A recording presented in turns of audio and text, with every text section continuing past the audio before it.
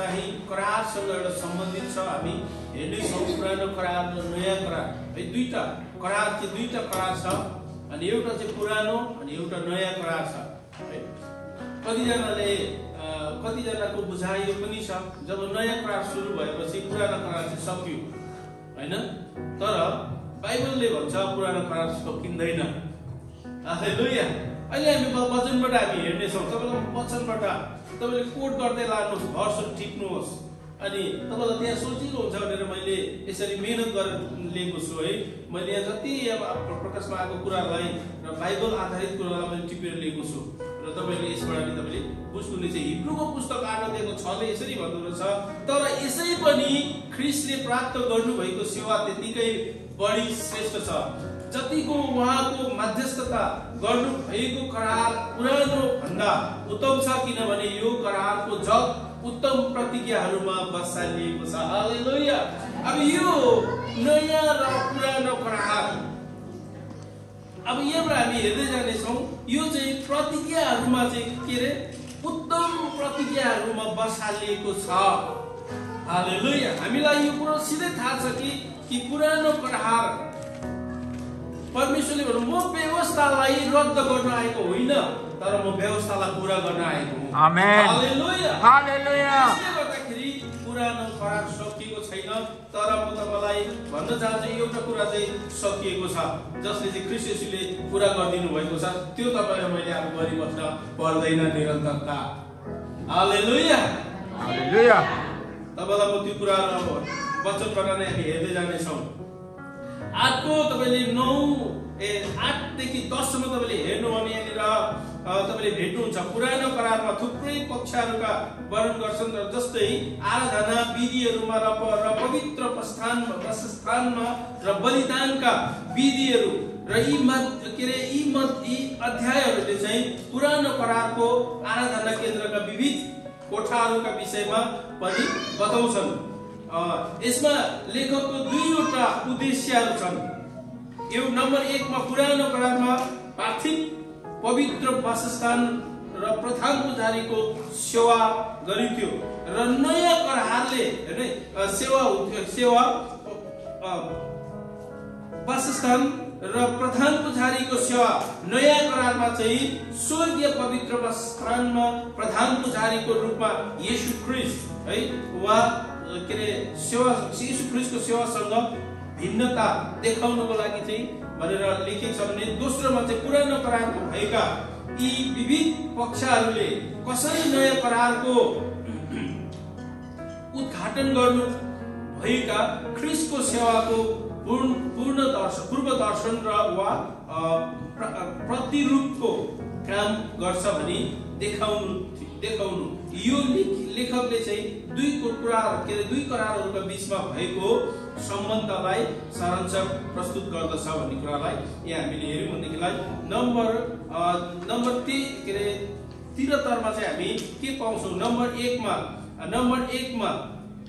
म तपाईलाई बताउन चाहन्छु। नम्बर 1 मा चाहिँ पुरानो करारमा परमेश्वरको व्यवस्था र त्यसमा उल्लेख गरिएका बलिदानका विधिहरूका पालनद्वारा व्यक्त गरिएको विश्वासबाट उद्धार आउँथ्यो र परमेश्वरसित सही सम्बन्ध कायम हुन्थ्यो। मानिसहरूले अहिले हामी भन्छौं इजरायलीहरूको उनीहरूको गतिविधिलाई हेरेर हामी इजरायलीले कति धेरै गणगण गरेको होला, इजरायलीले किन पालन नगरेको होला, किन यिनीहरू चाहिँ स्थिर रहन नसकेको होला भनेर हामी भन्छौं है। हामी भन्छौं, तर अहिले हामी आफूलाई निहालौं त त्यो समयमा उनीहरूसँग पवित्र आत्मा हुन्थेन। जसले अगुवाई गरेको थियो राजा र पुजारी अनि अगमवक्ताहरूसँग मात्रै पवित्र आत्मा हुनुहुन्थ्यो। अहिले त तपाईँ र मसँग हामी भित्र पवित्र आत्मा वास गर्नुहुन्छ र पनि हामी के गर्छौं? हामी गणगण गरिरहेको छु सानोतिनो कुराहरू होइन। म सत्य भन्दैछु है, सत्य कुराहरू म पनि कहिले के गर्छु, म गर्दिन भने कि म मान्छे परमेश्वर हो र हामीलाई रिस उठ्छ, उसै उठ्दैन, तर पाप गर्नु चाहिँ हुँदैन। हामी यति धेरै उनीहरू त यो अहिलेको हाम्रो अवस्थालाई हेरेर है कति हाम्रो इसाई दाजुभाइहरू के अरे वाद विवादहरू गर्दै गरेको देख्दाखेरि त इजरायलीहरूले त कसरी थामेको रहेछ, मोसाले कसरी चाहिँ थाम्नु सकेको रहेछ, त्यत्रो छलाक इजरायलीलाई है। हामी एउटा सोच्न पनि नसक्ने कुराहरू हो, किनभने उनीहरूसँग पवित्र आत्मा थिएन। परमेश्वर उनीहरूको साथमा हुनुहुन्थ्यो, हिँड्नुहुन्थ्यो, उनीहरूलाई सुरक्षा दिनुहुन्थ्यो, तर उनीहरूभित्र चाहिँ थिएन पवित्र आत्मा। हालेलुया। इजरायलीहरूसँग परमेश्वरको करारलाई हामीले तपाईले हेर्नुभयो भने पढ्नुभयो भने तपाईले भेट्नुहुन्छ पुरानो करारमा, र उल्लेख गरेका बलिदानहरूका मुख्य 3 उद्देश्यहरू थिए कि कमा ती बलिदानहरूले परमेश्वरका मानिसहरूलाई पापको गम्भीरताका विषयमा सिकाउँथे। त्यो व्यवस्थाले चाहिँ बलिदानहरूले चाहिँ र सिकाउँथे भने किनभने पापले चाहिँ पापी मानिसहरूलाई पवित्र परमेश्वरदेखि उनीहरूलाई अलग बनाउँथ्यो, र तिनीहरू चाहिँ पापी भए पनि हेर्नुहोस् है परमेश्वरसित मिलापमा आउन भने उनीहरू सम्भव थियो, तर रगत बगाएर मात्र तिनीहरूको पाप क्षमा पाउन सक्थ्यो है। तपाईले प्रस्थानको पुस्तक 12 अध्यायको 3 देखि तपाईले 14 सम्म हेर्नुभयो भने यो वचन तपाईले पाउनुहुन्छ। उनीहरूले इजरायलीहरूले बलिदान गरेको कुराहरू पाप क्षमा पाउनको लागि रगत बगाउनु पर्ने थियो। तपाईले यसलाई कोट गरेर बुझ्दै जानुहोस्। र त्यो दिन तिमीहरूका निम्ति चाहिँ एउटा स्मरणीय दिन हुनेछ, र तिमीहरूले त्यो दिन परमप्रभुको निम्ति चाड मनाउनेछौ। तिमीहरूले यो पुस्तकसम्म एउटा रहिरहने विधि स्वरूप मान्नु। यो चाहिँ प्रस्थानको पुस्तकमा परमेश्वर स्वयं बोल्नु भएको हो। यो चाहिँ तिमीहरूको पुस्तकसम्म रहिरहने विधि रहोस्। हालेलुया हालेलुया।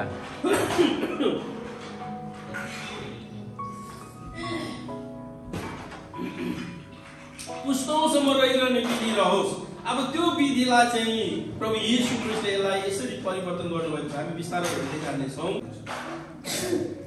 अनि परमेश्वरलाई धन्यवाद होस्। त्यो चाहिँ एउटा चाड मनाउनेछौ, र तिमीहरूले यो चाहिँ पुस्तकसम्म मान्नेछन्। यो चाहिँ अस्ति हामीले पहिला के भने निस्तार चाडसँग सम्बन्धित कुराहरू हामीले बतायौँ, तर आज मैले करारसँग, किनभने प्रभु येशूले के भन्नुभयो, यो मेरो के अरे रगतमा भएको नयाँ करार हो है। जब प्रभु येशूले दिनुभयो नि, अनि त्यतिखेर उहाँले भन्नुभयो कि यो मेरो रगतमा भएको नयाँ करार हो। त्यसकारणले गर्दा यो चाहिँ करारसँग सम्बन्धित छ भनिकन आज करारको विषय सम्बन्धी हामी हेरिरहेका छौँ। त परमेश्वरको वचनले यसरी भन्दछ, त प्रायश्चितको दिनको विधि विधानहरू लेवीको पुस्तकमा तपाईले यो विधि विधानको बारेमा लेवी 26 अध्यायमा तपाईले पढ्नुहोस् है। त्यहाँ जीवधारीको प्राण त्यसको रगतमा हुन्छ है, रगतमा हुन्छ। तपाईले 17 को 11 मा पार्थिव पवित्र वासस्थान आराधना र वास्तवमा व्यवस्था अनुसार रगतले प्राय सब थोक शुद्ध पार्दछ, र रगत नबगाइकन पापको क्षमा हुनै सक्दैन थियो है, सक्दैन। हिब्रूको पुस्तकमा पनि तपाईले पाउनुहुन्छ, हिब्रू 9 को 22 मा है होमबलि। अनि लेवीको पुस्तक 1 अध्यायको 2 र 3 मा तपाईले पढ्न सक्नुहुन्छ। यदि कुनै अभिषेक भएका पुजारीहरूले पाप गरेर मानिसहरूमा दोष ल्याए भने तिनले गरेको त्यसको पापको निम्ति चाहिँ एउटा निष्कोट साँडे है परमप्रभुको अघि पाप बलि चढाउनु पर्थ्यो है। तपाईले 3 को 4 को तपाईले 3 मा तपाईले हेर्न सक्नुहुन्छ, लेवी 4 को 3 मा। अनि तब वेदीको नजिक गएर हारूनले आफ्नो निम्ति पाप बलिको पासा मारे। तपाईले हिब्रू 9 को तपाईले 8 मा तपाईले भेट्नुहुन्छ यो कुरा चाहिँ। अब यो चाहिँ बलिदानहरूको बारेमा मैले तपाईलाई हेर्दैछु। तपाईले यसलाई राम्रोसँगले पढ्नु होला, तर यसलाई म अहिले सबै कुरो बताइरहेको मसँग त्यति समय हुँदैन। खमा यो कमा हामीले हेर्यौं, कको भागलाई हामीले हेर्यौं भनेदेखिलाई कको हैन, ती बलिदानहरूले चाहिँ परमेश्वरका मानिसहरूलाई पापको गम्भीरताको विषयमा सिकाउँथे भन्ने कार्यमा लिएर त्यसैले हामी यहाँनिर अब ख खण्डमा हामी हेर्दैछौँ। यसको खलाई खमा तपाईले भेट्नुहुन्छ, ती बलिदानहरूले इजरायललाई विश्वास आज्ञा पालन र प्रेमद्वारा चाहिँ परमेश्वर कहाँ आउने मार्ग उपलब्ध गराउँथे है। प्रेमद्वारा परमेश्वरका यो बलिदानले चाहिँ परमेश्वरको नजिक जाने हामीलाई एउटा मार्ग खोलिदिन्छ। किनभने येशूले नयाँ करारमा आएर हामीले त्यो बलिदान गर्नु पर्दैन। येशूले के भन्नुभयो, बाटो सत्य र जीवन म नै हुँ, मद्वारा बाहेक को पनि पिताका हुन सक्दैन भन्ने कुरालाई जनाउँदछ। यहाँनिर येशू महान प्रधान पुजारी है, यसकारण साहससँग अनुग्रहको सिंहासन नजिक जाऊ र खाँचोको समयमा सहायता पाउनलाई कृपा र अनुग्रह प्राप्त गर्न सकौं। हिब्रू 4:16।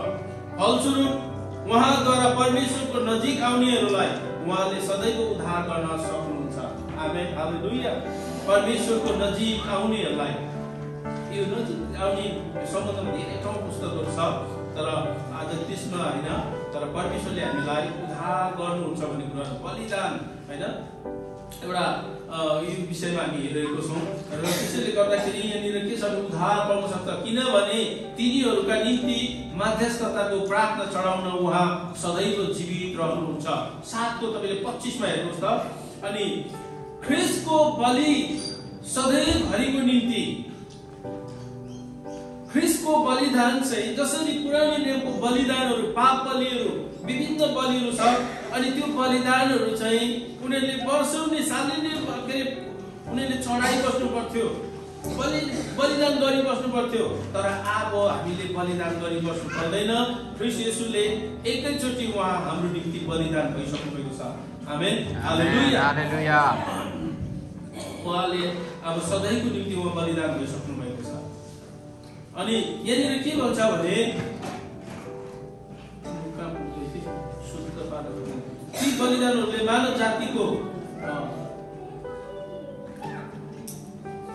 माथि नै ख्रीष्टको सधैँको बलि सधैँभरिको निम्ति, किनभने व्यवस्था अब आउने उत्तम कुराहरूको खास रूप होइन, तर तिनको छाया मात्र हो। हालेलुया। मैले के भने व्यवस्था चाहिँ के अरे, अब आउने भनेको चाहिँ नयाँ करारको एउटा छाया मात्रै हो भनेको। हालेलुया।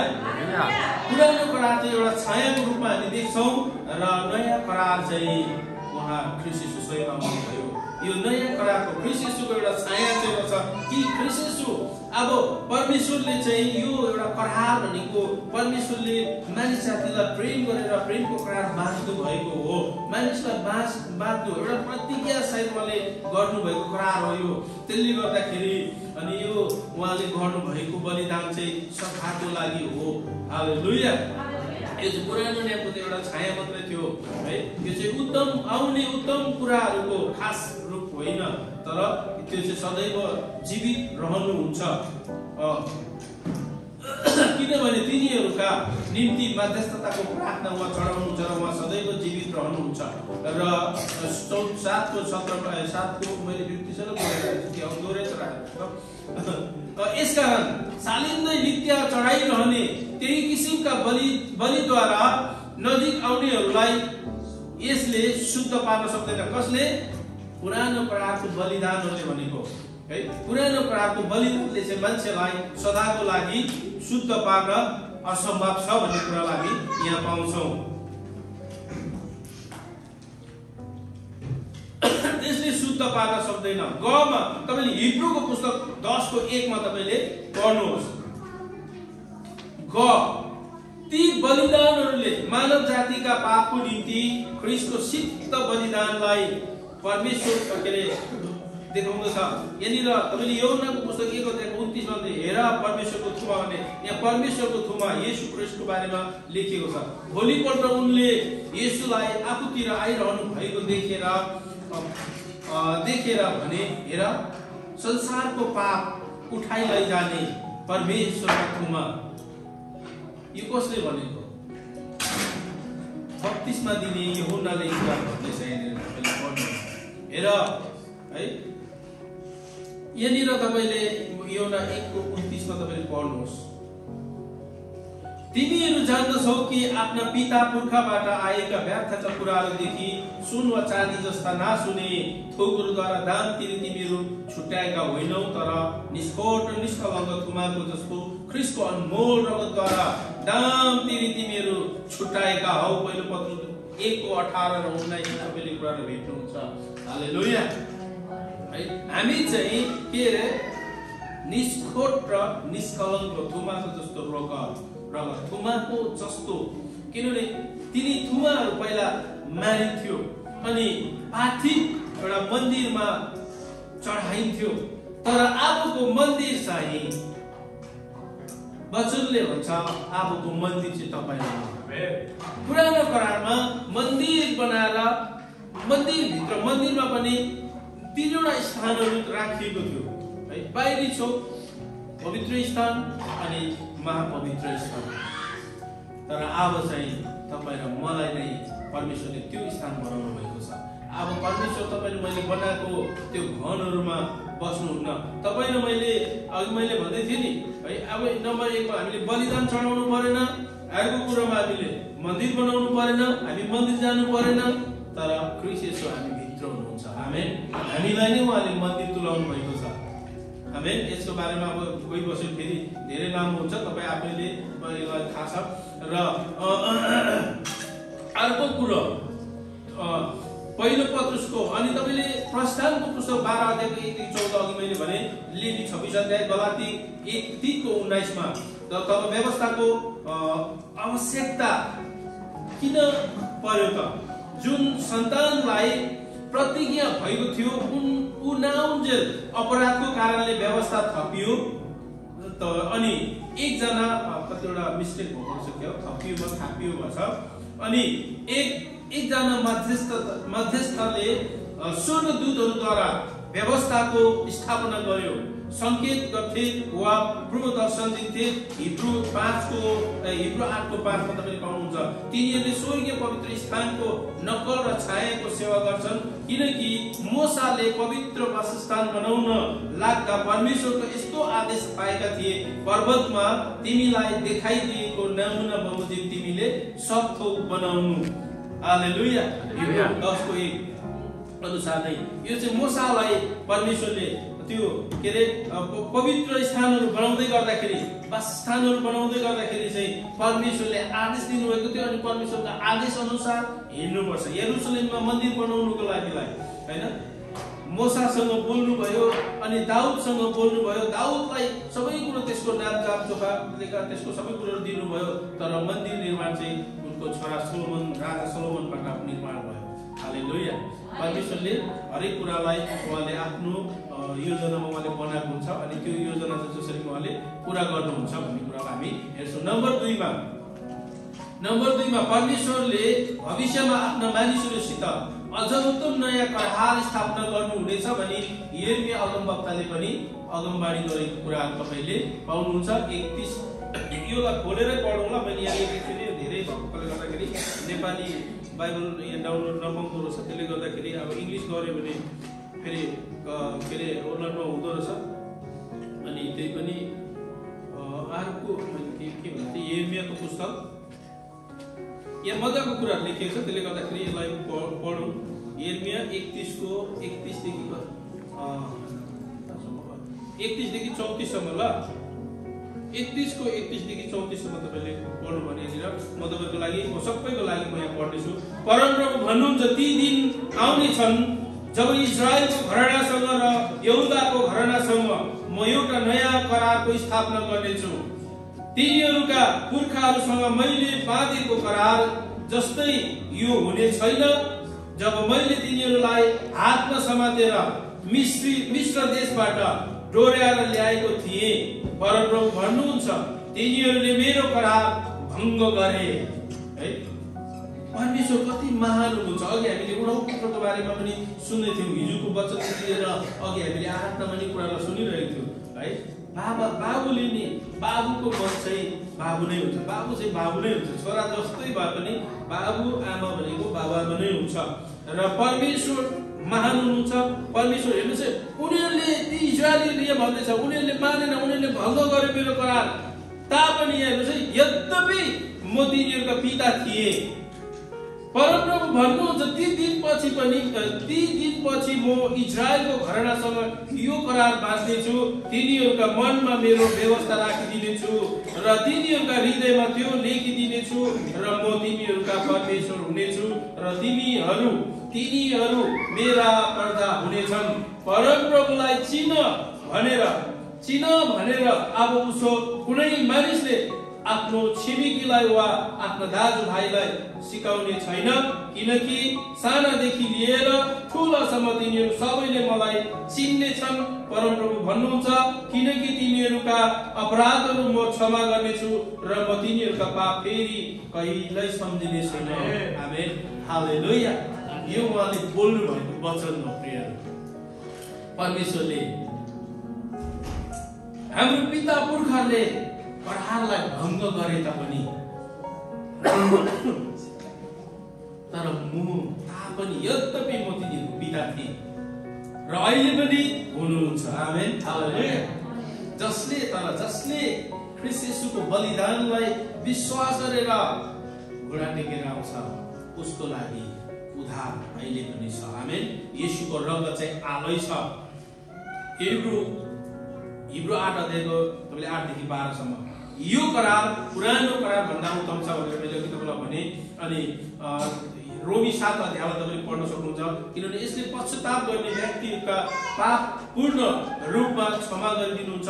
हिब्रू 8:12 अनुसार, किनकि तिनीहरूका अपराधहरू म क्षमा गर्नेछु र तिनीहरूको पाप फेरि म कहिल्यै सम्झिने छैन। तिनीहरूलाई परमेश्वरका सन्तान बनाउँछन्, तिनीहरूलाई चाहिँ सन्तान बनाउँछन् भन्ने कुरालाई हामीले हेऱ्यौँ भनेदेखिलाई रोमीको पुस्तक 8 अध्यायको 15 र 16 मा हेर्ने धर्मपुत्र र सन्तानको बारेमा त्यहाँ लेखिएको छ। तिनीहरूलाई म नयाँ र स्वभाव दिन्छु, हैन, ताकि तिनीहरूले चाहिँ स्वेच्छाले परमेश्वरलाई प्रेम गर्न सकुन् र उहाँका आज्ञा पालन गर्न सकुन्। हिब्रू 8:10 तिनीहरूको अपराधमा म क्षमा गर्नेछु। इजिकियलको पुस्तकमा तपाईँले भेट्नुहुन्छ। इजिकियलको पुस्तक 11 देखि 20 सम्म तपाईँले पढ्नु भयो भने तपाईँले यसलाई कोड गरेर राख्नुहोस् अनि घरमा गएर पढ्नुहोस् है। विभक्त नहुने हृदय है र नयाँ आत्मा हालिदिनेछु। तिनीहरूलाई म यहाँनिर येशू ख्रीष्ट र पितासँग व्यक्तिगत घनिष्ठ सम्बन्धमा ल्याउने छ। यो कुराहरूले चाहिँ हामीलाई हालेलुया हालेलुया। अघि हामीले के पढ्यौँ, म तिनीहरूभित्र तिनीहरूको हृदयमा म मेरो व्यवस्था लेखिदिनेछु। हालेलुया। अब येशू प्रभु चाहिँ अहिले उहाँ शरीरमा हुनुहुन्न, उहाँ परमेश्वरको रूपमा उहाँ मानिसको रूप लिएर उहाँ आउनुभयो र उहाँ फेरि जानुभयो र फेरि पनि उहाँ आउने प्रतिज्ञा सायद उहाँ जानु चाहिँ भयो, तर उहाँ फेरि पनि आउने प्रतिज्ञा सायद उहाँ जानुभएको छ र उहाँ एक दिन आउनुहुनेछ। आमेन। परमेश्वरले हामीलाई त्यतिकै ठुलो छाड्नुहुन्न र तिनीहरूको अपराधहरू क्षमा गर्नेछ भन्ने कुरालाई विभक्त नहुने भनेको चाहिँ निराशा नहुने हृदय चाहिँ परमेश्वरले हामीलाई हालिदिनुहुन्छ भन्ने कुरालाई हामी यहाँ भेट्छौँ र परमेश्वरसँग त्यो कुराहरूले चाहिँ परमेश्वरसँगको घनिष्ठ सम्बन्धमा हामीलाई डोर्याउँछ भन्ने कुराले हिब्रू 8:11 तपाईँले पढ्नु। सानादेखि लिएर ठुलोसम्म तिनीहरू सबैले मलाई चिन्नेछन् भन्ने कुरालाई हामीले हेऱ्यौँ, होइन। इजिकियलको पुस्तकमा यिर्मियाको पुस्तकमा तपाईँले यो कुरालाई सानादेखि लिएर ठुलासम्म यो कुराहरू चाहिँ परमेश्वरले हालिदिनुहुन्छ। परमेश्वरले साना ठुला धनी गरिब केही पनि छुटाउनुहुन्न भन्ने कुरालाई हामी बुझ्नुपर्छ यहाँबाट। आमेन, हालेलुया हालेलुया। अनि मलाई चिन्नेछन् र पवित्र आत्मामा एक महान अनुभव प्रदान गर्दछ। योएलको पुस्तक 2:28 अनुसार है, प्रभुको दिन त्यसपछि म मेरो आत्मा चाहिँ के गरिदिनेछु, मानिसहरूमाथि खन्याउनेछु र तिनीहरूको छोराछोरीहरूले के गर्नेछ, अगमबाडी बोल्नेछन्। तिनीहरूको छोरीले अगमबाडी बोल्नेछन्, होइन, छोराछोरीले दर्शन देख्नेछन्, बुढापाकाले के गर्ने स्वप्नदर्शी हुनेछ है। यो कुराहरू परमेश्वरको वचन पुरा हुन्छ। तर हामी जब परमेश्वरको वचन आधारित हामी जिउँछौँ, परमेश्वरको वचन आधारित हामी हिँड्न थाल्छौँ भने परमेश्वरको आत्माले हाम्रो जीवनमा काम गर्न थाल्छ। आमेन। तपाईँले प्रेरित 1 अध्यायको 5 अनि 8 मा तपाईँले पाउनुहुन्छ है, जब तिमीले पवित्र आत्मा पाउनु तिमीले शक्ति पाउनेछौ भन्ने कुराहरू, पवित्र आत्माको कुराहरू तपाईँले पाउनुहुन्छ। 2:26-27 मा तपाईँले 16-17 मा तपाईँले हेर्न सक्नुहुन्छ। 33 अनि 38 र 39 मा तपाईँले हेर्न सक्नुहुन्छ। तपाईँले त्यसमाथि हेरेर तपाईँले लेख्नु भन्ने हुन्छ। र तेस्रो नम्बरमा नयाँ करार वा नयाँ नियम, यी दुवैको अवधारणा ग्रीक शब्दमा चाहिँ दियाथेकेमा प्रस्तुत गरिएको छ र यसका संस्थापक को हुनुहुन्छ भन्दाखेरि संस्थापक येशू हुनुहुन्छ र उहाँको स्वर्गीय सेवा पुरानो करारमा मानवीय पुजारीका सेवा भन्दा पनि धेरै महान छ है प्रभु येशू ख्रीष्टको सेवा। किनभने प्रभु येशू ख्रीष्ट महान छ र नयाँ करार आज्ञाकारी विश्वासद्वारा परमेश्वर कहाँ मिलापमा आउने व्यक्तिहरूलाई परमेश्वरीय अनुग्रह र आशिष प्रदान गर्ने सहमति, प्रतिज्ञा, इच्छा पात्र र नियम र अभिप्रायको वक्तव्य हो र निर्दिष्ट रूपमा चाहिँ नयाँ करारमा ख्रीष्टलाई परमेश्वरका पुत्रको रूपमा ग्रहण गर्नेहरू, उहाँका प्रतिज्ञा र स्वीकार गर्नेहरू र आफैलाई व्यक्तिगत रूपमा उहाँमा र नयाँ करारका दायित्वहरूमा समर्पण गर्नेहरूका निम्ति प्रतिज्ञाको करार हो। हालेलुया। येशू ख्रीष्ट आफैलाई नयाँ करारका मध्यस्थकर्ताको रूपमा प्रस्तुत गर्नुभएको सत्यता छ। अनि तपाईले हिब्रू 8:6 मा भेट्नुहुन्छ। उहाँले मध्यस्थता गर्नुभएको करार पुरानो भन्दा उत्तम छ। हिब्रू 9:15 अनि 12:24 तपाईले हेर्न सक्नुहुन्छ। उहाँको बलिदानिक मृत्युमा आधारित छ त्यो कुराहरू चाहिँ है, उहाँको बलिदानिक मृत्युमा आधारित छ। र मत्ती 26:28 मा तपाईले यसलाई हेर्न सक्नुहुन्छ। किनभने यो नयाँ करारको मेरो रगत हो र जो धेरैका निम्ति पाप प्रायश्चितको लागि बगाइनेछ। हालेलुया। बगाइन्छ र परमेश्वरको रगत प्रभु येशू ख्रीष्टले बगाउनु भएको रगत। किनभने पाप प्रायश्चितको लागि अघि हामीले हेर्यौं जीवधारीको प्राण केमा हुन्छ? रगतमा हुन्छ। यसकारणले गर्दाखेरि मान्छेको पापलाई धुनुको लागि रगतको आवश्यकता परमेश्वरलाई चाहिएको परेको थियो। तपाईले मर्कुसको पुस्तक 14:14 मा हेर्न सक्नुहुन्छ। त्यो मानिस जहाँ पस्ला त्यस घरका मालिकलाई भन, गुरुज्यू भन्नुहुन्छ मेरो चेलाहरूसँग निष्ठा चाडको भोज खाने मेरो पाहुना कोठा कहाँ छ? हेर्नुहोस् है, यहाँनिर चाहिँ प्रभु येशूले के भन्नुभयो? निष्ठा चाड खाने, निष्ठा चाड मेरो चेलाहरूसँग बसेर निष्ठा चाडको भोज खाने मेरो पाहुना कोठा कहाँ छ? यहाँनिर प्रभु येशूले भन्नुभएको छ पाहुना कोठा। अब यहाँनिर निष्ठार चाडको लागि अब प्रभु येशू ख्रीष्टको बलिदानको समय आइपुगेको थियो। अनि यो समयमा चाहिँ अब त्योभन्दा पहिला चाहिँ चेलाहरूले उहाँसँग बसेर चेलाहरूलाई प्रभु भोजको बारेमा यहाँनिर प्रभुले बताउनु भएको छ। अब त्यो कोठा चाहिँ कहाँ हो? प्रभुले अहिले कहाँ बसेर खानुहुन्छ प्रभु? हालेलुया। तपाईँले उयो कोठामा यहाँनिर भित्तामा देख्नुहुन्छ, त्यहाँनिर प्रभु भोजमा चेलाहरूसँग प्रभु बस्नु भएको। तर उहाँ त्यसरी टेबलमा बस्नुहुन्न, उहाँ हामीसँगै बस्नुहुन्छ। तर हामी देख्दैनौँ है, हामी देख्दैनौँ उहाँलाई। तर हामी यदि साँचो हामी पवित्र आत्मामा हामी प्रार्थना गरिन्छौँ भने हामी उहाँलाई भेट्छौँ। हालेलुया। हालेलुया। यो करारसँगको कुराहरू मैले तपाईहरुसँग बताइरहेको छु। मत्ती 14 अनि हिब्रू 9:14 र 15 मा ख्रीष्टको रगतले चाहिँ झन कति बढी गरी तिमीहरूका विवेकलाई मरेका कामहरूबाट शुद्ध पार्नेछ, ताकि तिमीहरू जीवित परमेश्वरको सेवा गर्न सक। हेर्नुहोस् है, मरेका कुराहरूलाई पनि रगतले चाहिँ के गर्दछ? शुद्ध पार्छ। विवेकलाई मरेका कामहरूबाट पनि शुद्ध पारिदिनु हुने र परमेश्वरको सेवा गर्न त्यो सक्षम बनाउनु हुने हाम्रो परमेश्वर हुनुहुन्छ। किनकि उहाँले अनन्त आत्माद्वारा आफैलाई निष्कोट बलिको रूपमा परमेश्वरलाई अर्पण गर्नुभयो। यसकारण उहाँ नयाँ करारको मध्यस्थ हुनुहुन्छ। 10:29 हिब्रू 10:29 अनि पवित्र तुल्याइएको करारको रगतलाई अपवित्र बनाउने र अनुग्रहका आत्मालाई अपमान गर्नेहरू चाहिँ झन् कति बढी कडा दण्डको योग्य ठहरिनेछ। 12:24 हेर्नुहोस् है, यसलाई अपवित्र पुर्याउनेलाई चाहिँ 12:24 तपाईँले पढ्नुहोस्। यो कुराले हामीलाई एउटा चेतावनी दिन्छ यो वचनले र हामीलाई उत्साह पनि दिन्छ। हालेलुया। पवित्र तुल्याएको करारको रगतलाई अपवित्र बनाउने र अनुग्रहका आत्मालाई अपमान गर्नेहरू चाहिँ कति बढी कडा दण्डको योग्य हुनेछ है, अनि ठहरिनेछ। तर नयाँ करारको मध्यस्थता येशू सम्मुख तथा छर्किएको त्यस रगतको सम्मुख आएका छौँ, जसले हाबिलको रगत भन्दा अझ उत्तम वचन बोल्दछ।